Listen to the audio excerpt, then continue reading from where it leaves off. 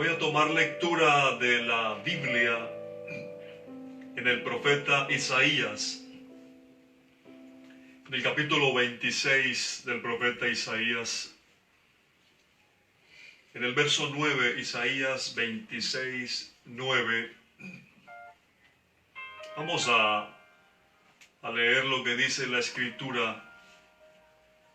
Con mi alma te he deseado en la noche, y en tanto que me dure el espíritu dentro de mí, madrugaré a buscarte.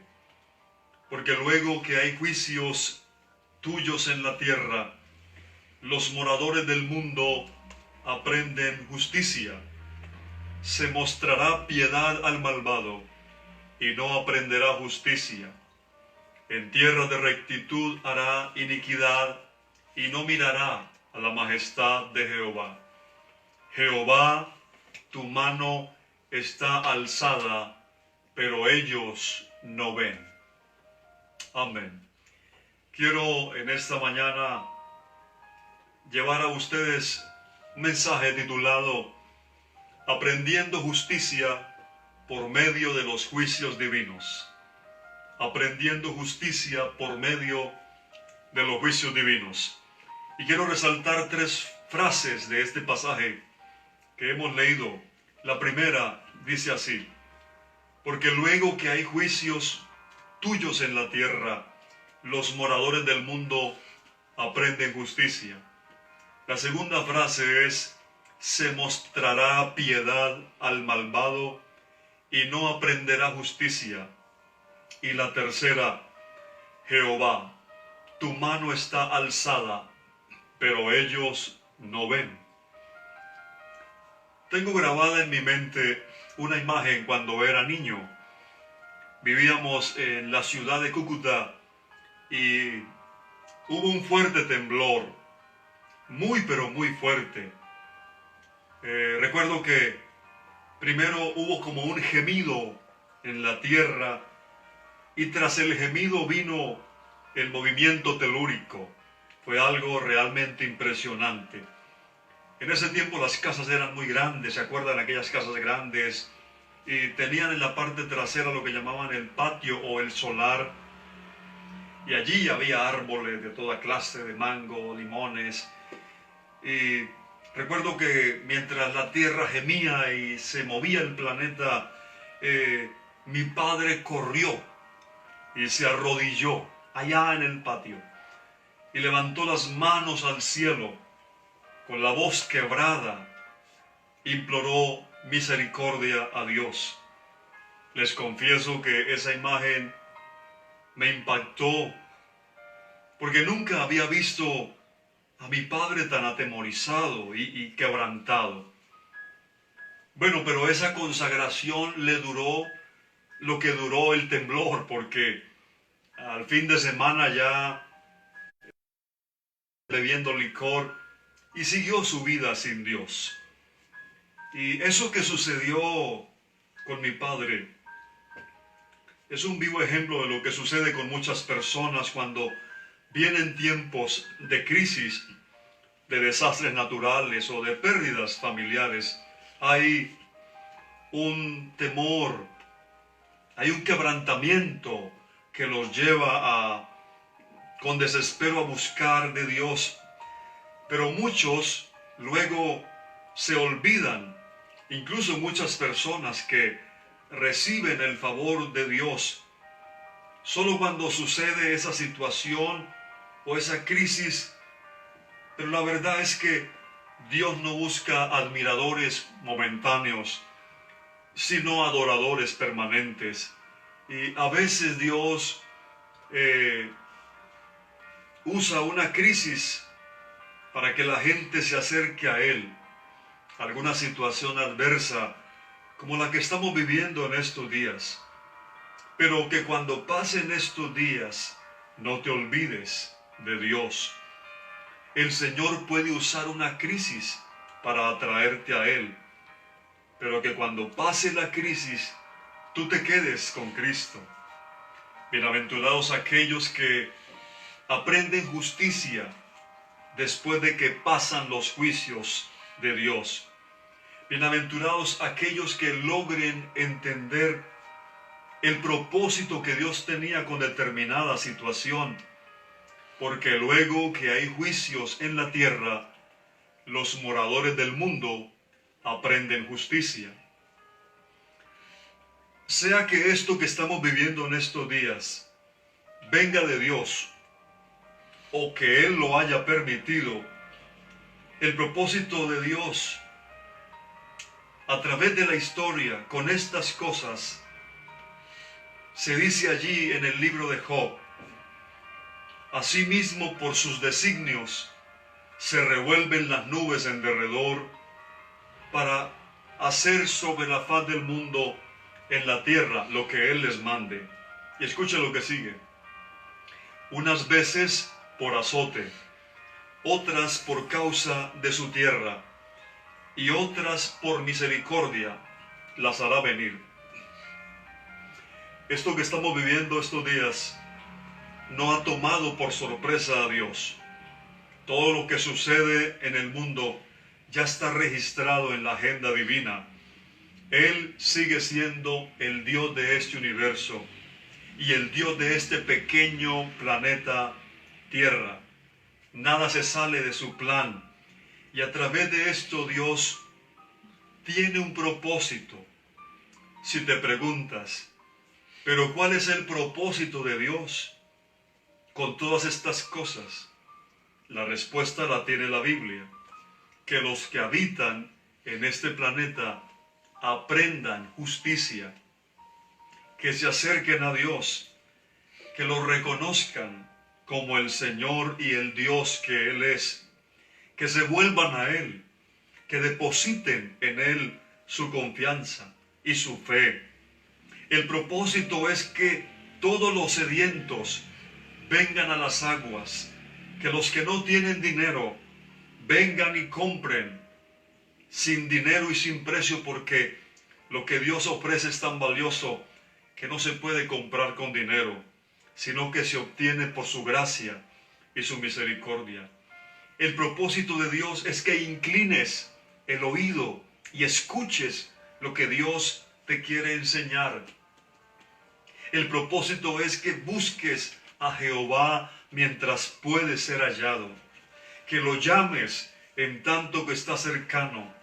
El propósito con todo esto es que deje el impío su camino y el hombre inicuo sus pensamientos, y se vuelva a Jehová, el cual tendrá de él misericordia, y al Dios nuestro, el cual será amplio en perdonar. Pero que no sea un arrepentimiento momentáneo, como el de mi padre en aquella ocasión, sino que sea genuino y permanente. Porque la noticia es que todo esto va a pasar. Esta situación que estamos viviendo va a quedar en el pasado y será solo un recuerdo. Pero cuando esto pase, ¿tú dónde estarás? ¿Tú dónde quedarás? Todas las crisis pasarán, todas las pandemias pasarán, todas las dolencias y las enfermedades. También pasarán todos los placeres temporales del pecado. Pasarán los deseos de los ojos, los deseos de la carne, la vanagloria de la vida. Pasarán incluso los cielos y la tierra. Pero la palabra de Dios nunca pasará, y los que hacen la voluntad de Dios permanecen para siempre. Porque luego que hay juicios en la tierra, los moradores del mundo aprenden justicia. Qué bueno que tú seas de esos que aprendes la lección. Después de que todo esto pase, que seas como el niño aquel que después de que su padre lo ha disciplinado, aprende su corrección. Porque todas estas cosas que suceden son como una disciplina que nuestro Padre Celestial aplica sobre los moradores de la tierra. Y no te debes extrañar de eso, porque el propósito de Dios es que aprendamos a ser obedientes, a ser sensibles a su llamado.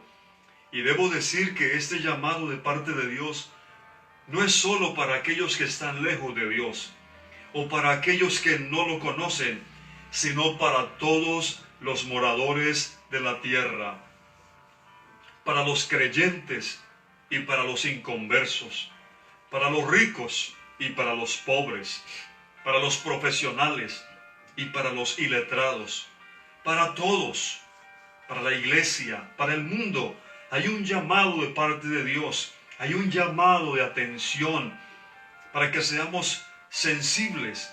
Nosotros, los que nos llamamos hijos de Dios, debemos ser los más sensibles, los más sensitivos a qué es lo que Dios nos quiere enseñar a través de todo esto.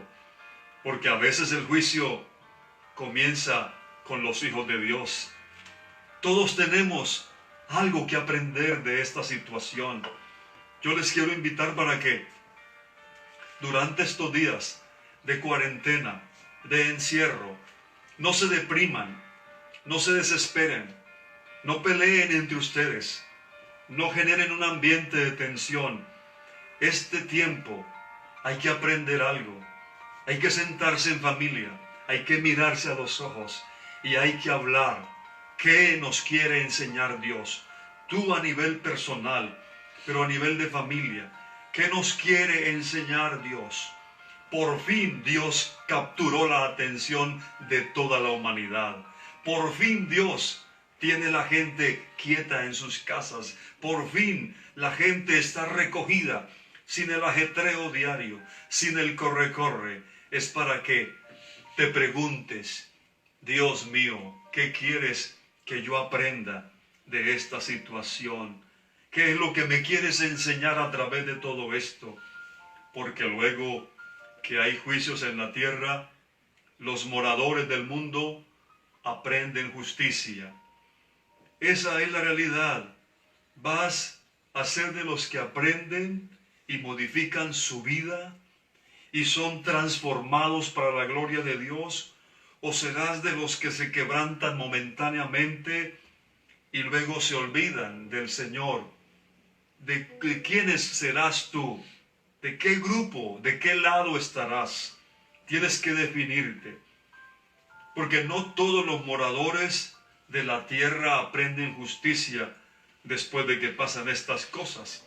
Porque la frase siguiente dice así: se mostrará piedad al malvado y no aprenderá.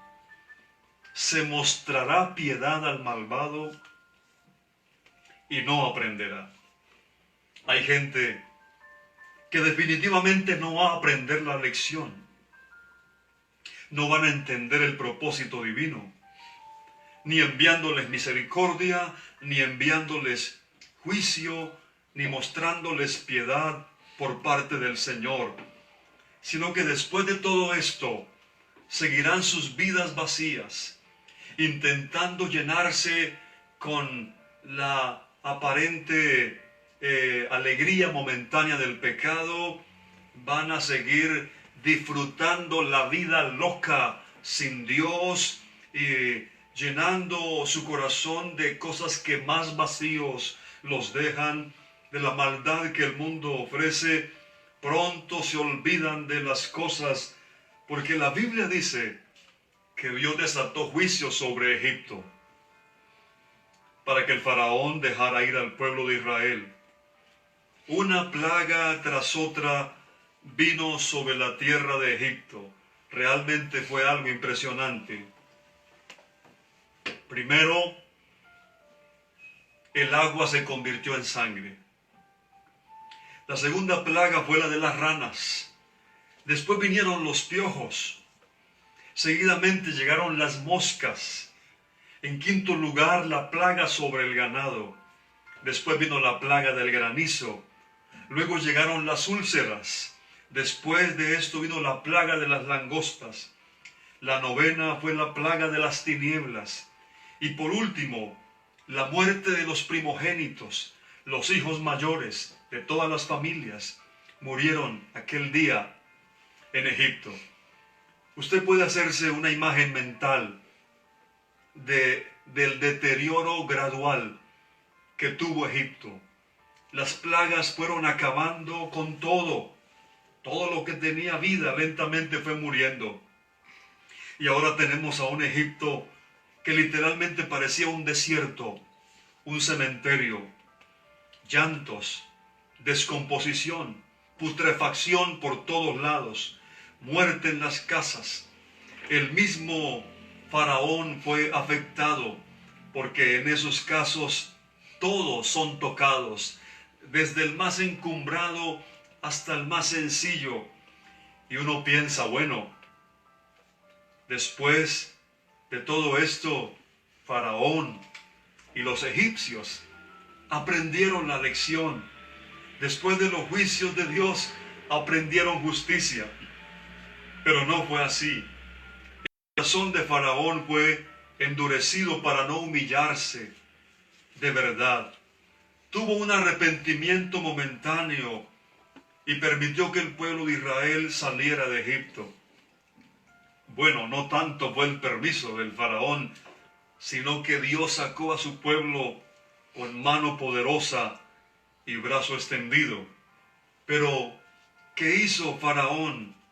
Meditó sobre el Dios de Israel, el cual había derrotado a cada uno de los dioses egipcios. Se puso a reflexionar y dijo, este Dios de los hebreos es el verdadero, porque con cada plaga que Dios envió a Egipto, le dio un golpe mortal a un dios egipcio. Los aplastó a todos. Pero Faraón, en vez de aprender y reflexionar, ¿qué hizo? Dice la Biblia, siguiéndolos, pues los egipcios a los israelitas, con toda la caballería y carro de Faraón, su gente de a caballo y todo su ejército, los alcanzaron junto al mar. Y Moisés le dijo al pueblo de Israel, no temáis, estad firmes y ved la salvación que Jehová hará hoy con vosotros, porque los egipcios que hoy habéis visto, nunca más para siempre lo veréis. Jehová peleará por vosotros y vosotros estaréis tranquilos. Y efectivamente así fue. El pueblo de Israel pasó por el mar Rojo, Dios lo abrió en dos, y pasó su pueblo como por tierra seca. Y los soldados y Faraón siguieron al pueblo de Israel, pero Dios cerró el mar sobre ellos. Y la Biblia dice una frase muy interesante. Y Dios quitó las ruedas de sus carros y los trastornó gravemente. Nunca más se vieron los egipcios. El mar Rojo que se abrió para los hijos de Dios, para el pueblo de Israel, se cerró para los egipcios. Porque lo que para unos es bendición, para otros es maldición. Lo que para unos es liberación, para otros es lazo y cautividad. Y quitó las ruedas de sus carros. Dios lo hizo. A propósito, hace algunos años, una expedición fue al fondo del Mar Rojo. ¿Y saben qué encontraron? Unas ruedas de hierro de unos carruajes antiguos. Y a que ustedes no se imaginan quién iría montado en ese carruaje. Porque así es el hombre. Ni aún viendo el juicio de Dios aprende, ni experimentando la disciplina del Señor entienden. La tercera frase que resalté al comienzo dice, Jehová, tu mano está alzada, pero ellos no ven. Otra versión dice, Señor, tienes el castigo preparado, pero no quieren darse cuenta. Es una frase muy fuerte. Señor, tu mano está alzada, la mano empuñada de Dios para desatar la ira, pero ellos no ven. Así como lo dice, Señor, tienes el castigo preparado, pero no quieren darse cuenta. Porque la Biblia registra que en el tiempo final vendrán sobre este mundo plagas terribles, mucho más terribles que las que vinieron a Egipto. Así lo registra el libro de Apocalipsis. Y fueron desatados los 4 ángeles que estaban preparados para la hora, día, mes y año, a fin de matar a la tercera parte de los hombres. Y el número de los ejércitos de los jinetes era 200 millones. Y oí su número.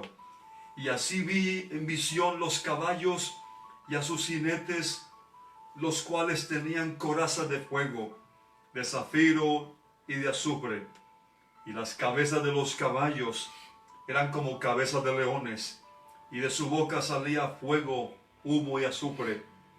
Por estas 3 plagas fue muerta la tercera parte de los hombres, por el fuego, el humo y el azufre que salían de su boca, pues el poder de los caballos estaba en su boca y en sus colas, porque sus colas eran semejantes a serpientes, tenían cabezas y con ellas dañaban. Y escuchen lo que sigue. Y los otros hombres que no fueron muertos con estas plagas, ni aun así se arrepintieron de las obras de sus manos, ni dejaron de adorar a los demonios y a las imágenes de oro, de plata, de bronce, de piedra y de madera, las cuales no pueden ver, ni oír, ni andar, y no se arrepintieron de sus homicidios, ni de sus hechicerías, ni de su fornicación, ni de sus hurtos. Note esa frase, ni aun así se arrepintieron. Qué triste, ¿verdad? Ni aun así, ni viendo todo lo que les estaba aconteciendo. Pero bienaventurados los que se vuelven a Dios en humildad y en obediencia. Bienaventurados los que aprenden justicia a través de estas cosas. Porque hay gente que ni estando en el momento más difícil de su vida, entienden. Como aquel hombre que estaba colgado en la cruz, que no entendió que el que estaba muriendo junto a él no era un malhechor, sino que era el Rey de la gloria. Ese hombre anduvo toda su vida lejos de Dios, haciendo su propia voluntad, y ahora está colgado en esa cruz, pagando sus maldades. Pero ahí, en medio del juicio que estaba recibiendo, colocaron en la cruz de al lado al Salvador, al Señor. Al lado de ese pecador se encontraba el justo muriendo por los injustos, el santo por los pecadores. Ahí está Él, nuestro Salvador, recibiendo el justo juicio divino por nosotros. Pero este hombre de al lado, en vez de aprovechar esa última oportunidad que Dios le dio, en el último momento de su vida, estaba a punto de pasar a la eternidad, pero no entendió el propósito de Dios. En vez de hablarle con humildad al Señor y reconocer que el que estaba allí al lado de él era el Cordero de Dios, y el hombre aquel se quedó reflexionando por un instante en su triste vida que había llevado sin Dios y ahora estaba a punto de pasar a la eternidad.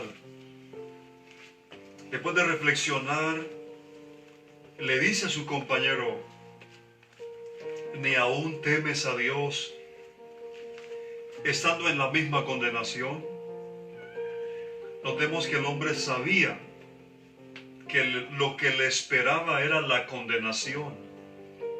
Y le sigue diciendo a su compañero: nosotros, a la verdad, justamente padecemos, porque recibimos lo que merecen nuestros hechos. mas hablando de Cristo, ningún mal hizo. Este hombre está aprendiendo la lección, está reflexionando en el momento de ese juicio de la cruz, y de repente recibe una luz de revelación. De alguna manera, ese ladrón entendió que ese Jesús que estaba muriendo en la cruz de al lado no había hecho ningún mal, que era inocente. Y es cierto, Jesús nunca hizo maldad, nunca hubo engaño en su boca. Era el santo, el inocente, sin mancha, más sublime que los cielos. Sencillamente era Dios manifestado en carne. Pero entonces, ¿por qué está allí en la cruz, muriendo como un malhechor, en aquella vergonzosa cruz, sufriendo esa muerte tan triste, tan trágica? Bueno, la respuesta la tiene la Biblia otra vez. Es que Cristo fue a la cruz por ti y por mí. Él fue puesto como propiciación por medio de la fe en su sangre, en su muerte, para manifestar su justicia, a causa de haber pasado por alto en su paciencia los pecados pasados, con la mira de manifestar en este tiempo su justicia, a fin de que Él sea el justo y el que justifica al que es de la fe de Jesús. Porque Jesucristo el justo es la propiciación por nuestros pecados, y no solamente por los nuestros, sino también por los de todo el mundo. Porque esa es la condenación, que la luz vino al mundo, y los hombres amaron más las tinieblas que la luz. Dios es luz, y el que vino es Cristo. Entonces, el que vino a este mundo en forma de hombre era el único y verdadero Dios. Pero la mayoría de las personas lo rechazaron, como sucede en la actualidad. Si no lo rechazan, lo ven como la ambulancia para sus emergencias. Solo lo buscan en momentos de crisis, de calamidad. Y está bien que esta crisis mundial te haya hecho reflexionar y estés dispuesto a caminar con Dios, pero que cuando todo esto pase, sin importar cómo se pongan las cosas, sea que se pongan peores o que venga el mejor tiempo para la humanidad, sea lo que fuere, entiende el propósito de Dios contigo a través de todo esto.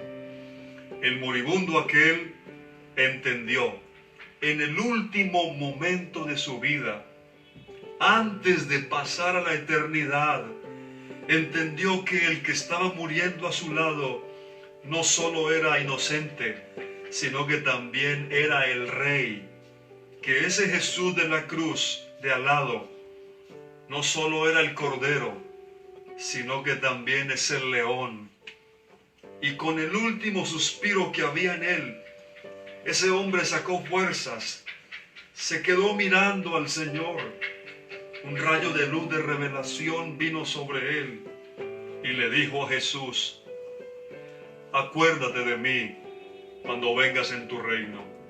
Entonces Jesús le dijo: de cierto te digo que hoy estarás conmigo en el paraíso. E inmediatamente tinieblas llenaron la tierra. Pero este hombre encontró la luz. El que estaba destinado a una condenación segura y eterna pasó al paraíso porque entendió el propósito de Dios. ¿De cuál grupo eres tú? ¿De los que aprenden justicia por medio de los juicios divinos? ¿De los que corrigen sus pasos? No solo por esta situación actual, sino desde ahora y para siempre. La mano divina que estaba levantada para caer sobre la humanidad pecadora ya cayó sobre alguien, cayó sobre Jesucristo en la cruz, el justo. Ya no debes llevar ningún juicio sobre tu vida. La mano que estaba alzada para caer sobre la humanidad ya cayó sobre Cristo. Él llevó mi juicio y tu juicio. Ahora la mano de Dios está extendida. Oro para que entiendas el propósito de Dios, para que todos entendamos el propósito divino a través de estas cosas.